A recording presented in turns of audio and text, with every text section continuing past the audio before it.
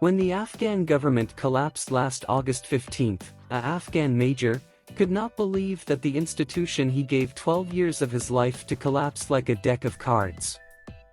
He'd dodged years of threats from insurgent groups and plenty of bullets, only to watch then Afghan President Ashraf Ghani fly away and leave them all to the mercy of a vengeful Taliban. In these videos we are going to talk about USA failure on Afghanistan. Don't forget to subscribe to our channel and press the bell icon. The next 3 months were a blur, running from province to escape the Taliban's vengeance.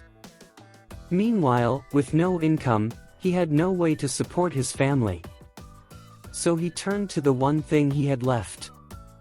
The only remaining identity of my service to my country, but I had to sell it to feed my family, he said.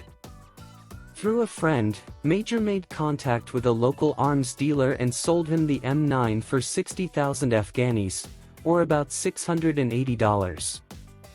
Major isn't the only Afghan fighter who has put his weapons for sale on the black market, and security experts suspect that many former soldiers may have helped stock smugglers' coffers with Western weapons and equipment.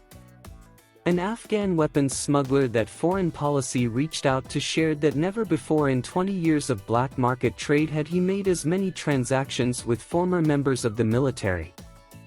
Most of my weapons in the last few months have come from former government forces, and American weapons are very lucrative and best-selling, he said on the condition of anonymity in a phone interview. Especially M4 carbines with cameras can go for as high as 250,000 Afghanis, while the M16 is priced between 70,000 and 75,000 Afghanis.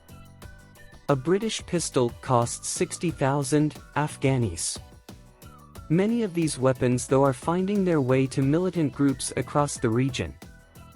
Indian security officials have shared concerns that a number of weapons, including M9 pistols, like those sold by Major and equipment that belong to the recently fallen Afghan army, are showing up with militants in the Indian-administered Kashmir.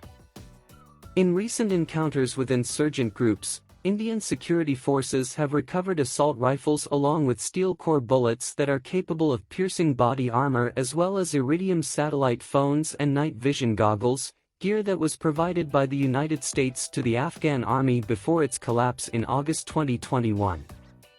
Similarly, recent videos by the many smaller terror outfits emerging in the valley show their militants using M249 automatic rifles, 509 tactical guns, M1911 pistols, and M4 carbine assault rifles, all US-made weapons.